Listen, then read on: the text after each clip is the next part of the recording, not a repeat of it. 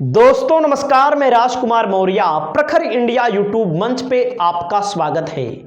आज की इस वीडियो में हम बात करेंगे बिहार की 40 लोकसभा सीटों में ऐसी कौन कौन सी लोकसभा सीटें हैं जहां पर इंडिया गठबंधन और जहां पर एनडीए गठबंधन चुनाव जीतने की स्थिति में है। हालांकि जो फाइनल रिजल्ट है 4 जून को पता लगेगा। आपके मन में कोई भी डाउट है, कोई भी आपका संदेश है तो आप कमेंट करके जरूर बताइए। चैनल पर आप पहली बार आए हैं तो सब्सक्राइब करके थोड़ा सपोर्ट जरूर करिए। सबसे पहले हम बात आपको बताएं, बिहार में 40 लोकसभा सीटों में पिछली बार बीजेपी एनडीए 39 सीट जीत गई थी। एक बात मैं स्पष्ट कर दूं, 2024 में बीजेपी 39 सीट नहीं जीतेगी। ये बीजेपी के मोदी जी भी जानते हैं, बीजेपी के बड़े बड़े नेता और बड़े बड़े कार्यकर्ता भी जानते हैं। अगर कोई ये कहे कि तब की 39 जीते थे, अब की 40 जीत जाएंगे या 39 जीत जाएंगे, तो इसे कहते हैं अंधभक्ति। और अगर कोई आरजेडी का समर्थक हो, महागठबंधन का समर्थक हो, अगर वो कह दे मैं 35 जीत लूंगा, मैं 38 जीत लूंगा, तो उसको भी बोला जाता है अंध समर्थक। एकदम साफ बात है, एकदम साफ बात है।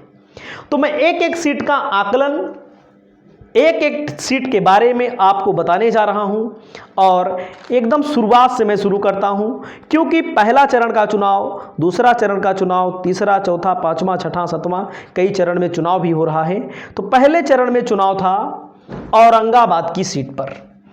पहले चरण पर चुनाव था औरंगाबाद की सीट, जो है सामान्य सीट है।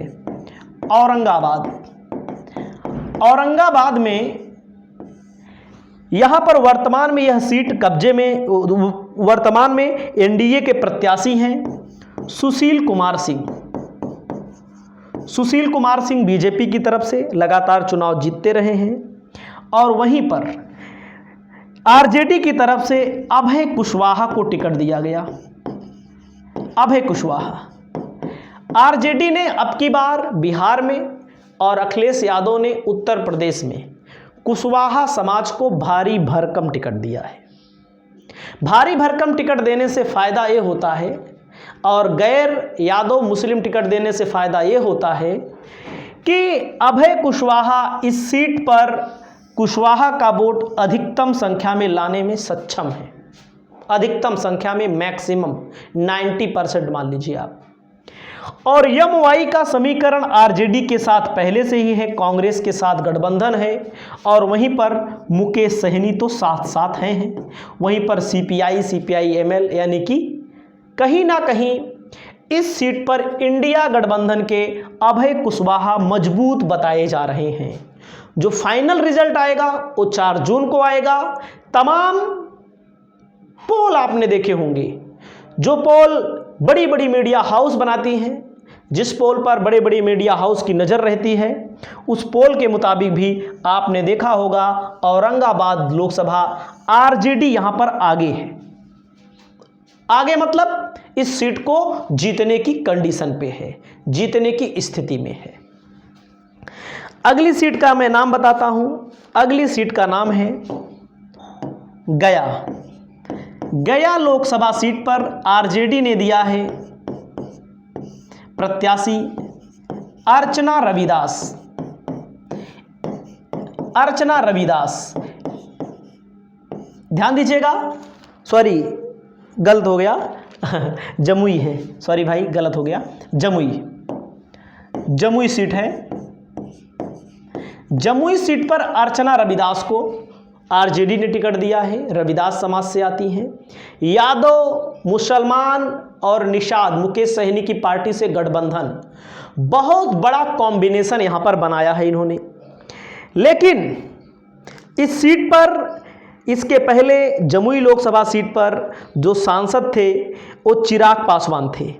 चिराग पासवान सांसद थे। इन्होंने अरुण भारती, यानी कि इनके जीजा लगते हैं, अरुण भारती को टिकट दिया है। अरुण भारती बाहरी बताए जा रहे हैं। बाहरी के अलावा यह जो सीट है, इस सीट पर कांटे की लड़ाई है। कौन जीतेगा कौन नहीं जीतेगा, इसके बारे में बताना गलत होगा। और मैं बता दूं, इस सीट पर अर्चना रविदास को प्लस है।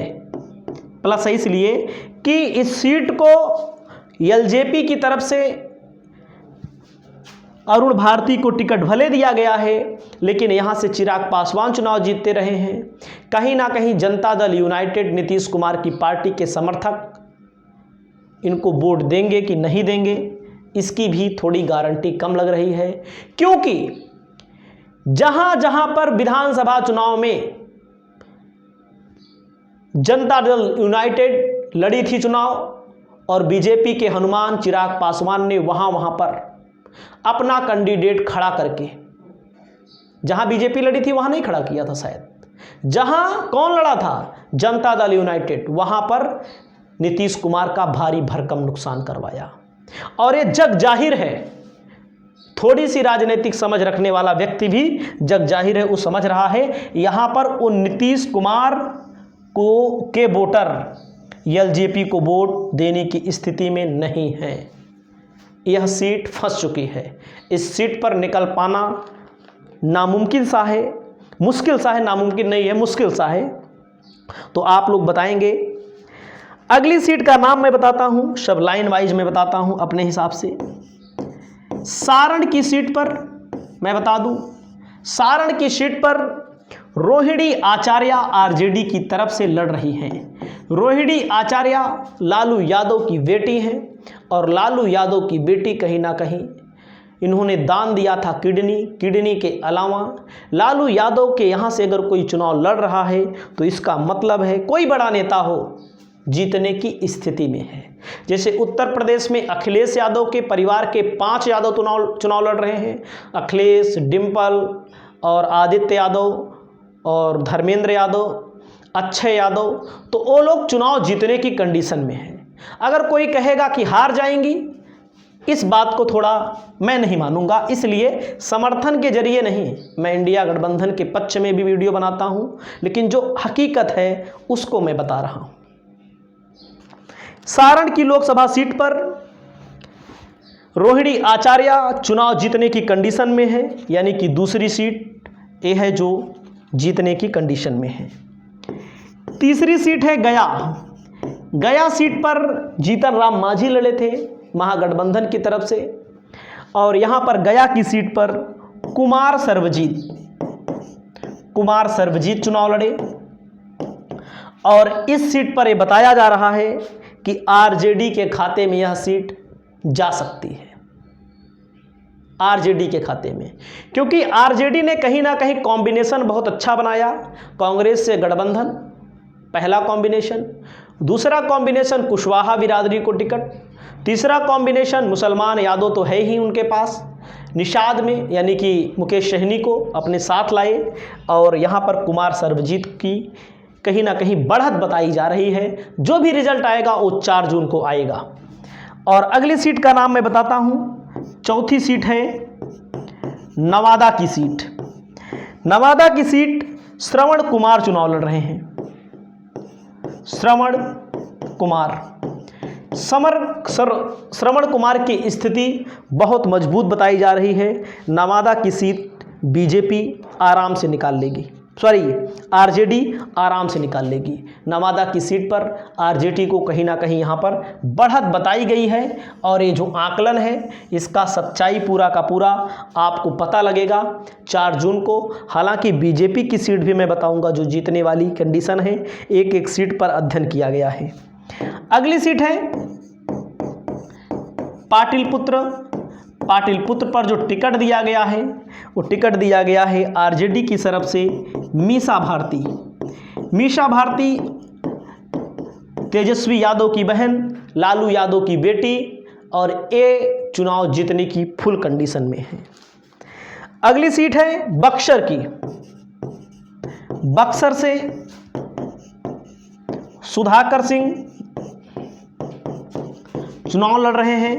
यहां पर टक्कर बताई जा रही है। यह सीट आरजेडी के खाते में आ भी सकती है, नहीं भी आ जा सकती है। इस सीट पर टक्कर बताई गई है हमारे विशेषज्ञ के द्वारा। और मैं बता दूं, अब की बार 2024 में चाहे उत्तर प्रदेश हो चाहे बिहार हो, कुर्मी यानी कि जहां नीतीश कुमार की पार्टी नहीं लड़ रही होगी और कुशवाहा कहीं ना कहीं उत्तर प्रदेश में भी गठबंधन के साथ, क्योंकि गठबंधन ने बीजेपी से ज़्यादा टिकट दिया, बीजेपी से ज़्यादा सम्मान दिया। वही कुशवाहा के नेता हैं जो चुनाव लड़ रहे हैं, पवन सिंह के खिलाफ पवन सिंह उनके खिलाफ चुनाव लड़ चुके हैं, उनकी भी सीट मैं आपको बताने वाला हूं। तो वहां पर भी मामला फंस चुका है, क्योंकि कुशवाहा को कहीं ना कहीं बीजेपी ने जहां जहां से टिकट दिया है लगभग हारने की स्थिति में उत्तर प्रदेश में भी और बिहार में भी यही कंडीशन लग रही है। अगला नंबर आता है उजियारपुर, आलोक मेहता। उजियारपुर की जो सीट है, यहां से आलोक मेहता आरजेडी की तरफ से चुनाव लड़ रहे हैं। आलोक मेहता कुशवाहा हैं। कुशवाहा के साथ साथ कुशवाहा की आबादी अच्छी खासी है।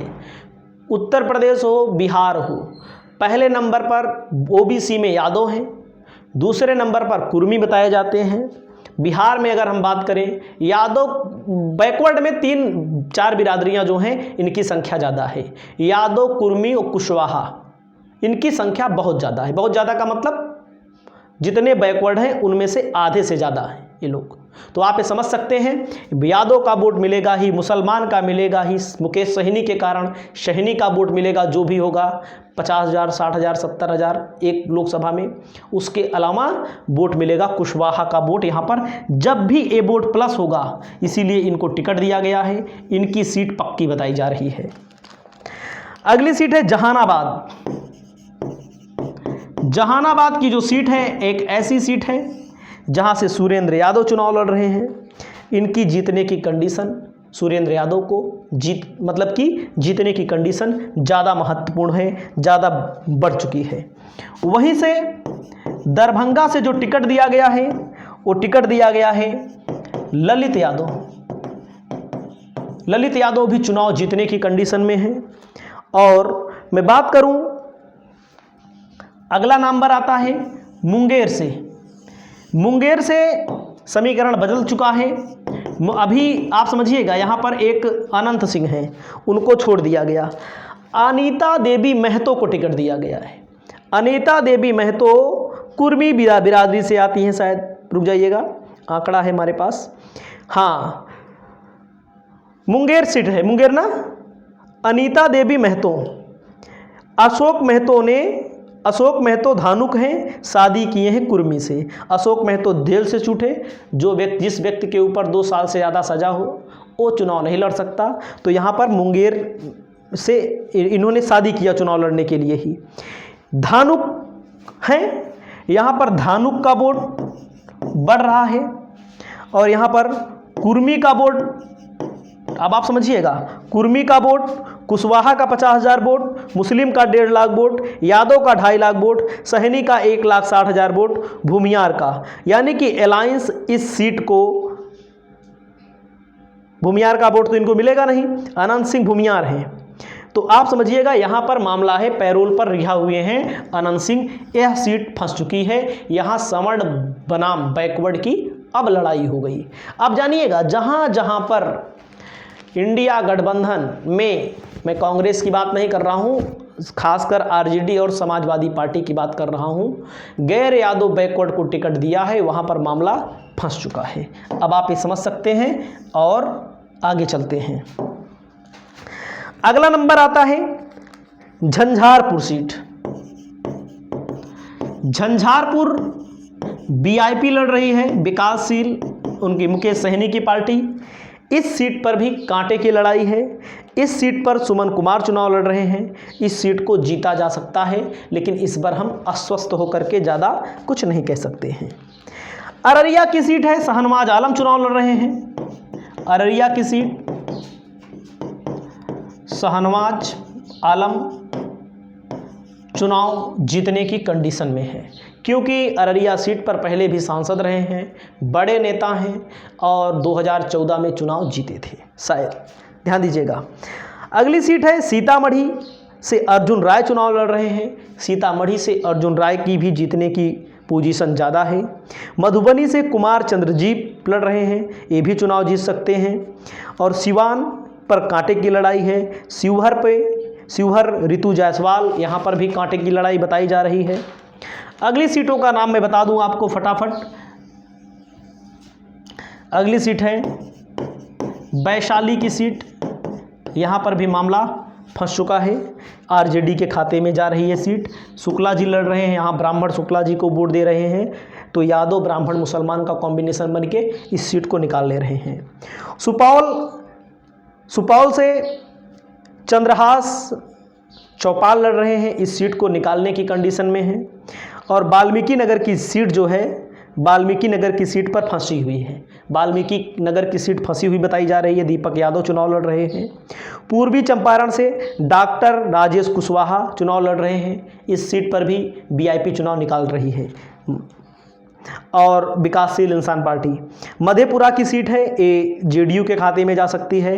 पूर्णिया में पप्पू यादव का पलड़ा भारी है। और गोपालगंज में वीआईपी चुनाव लड़ रही है, चंचल पासवान चुनाव लड़ रहे हैं। तो कहने का मतलब जो 26 सीटें हैं यहाँ पर, आरजेडी को कितनी मिली थी? 26, 3 उन्होंने वीआईपी को दिया।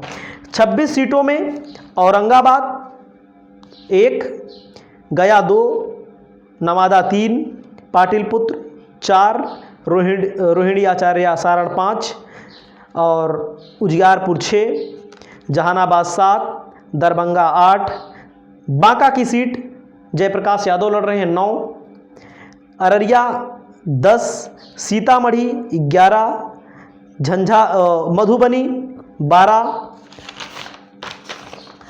वैशाली 13, सुपौल 14 और पूर्वी चंपारण 15। मतलब कि 26 सीटों में दोनों पार्टियों को मिला करके लगभग 15 से 16 सीट ये लोग निकालने की स्थिति में न्यूनतम है। न्यूनतम ये सीटें बढ़ भी सकती है केवल 26 में। अब चलते हैं कांग्रेस जो लड़ रही है। कांग्रेस 9 सीटों पर लड़ रही है।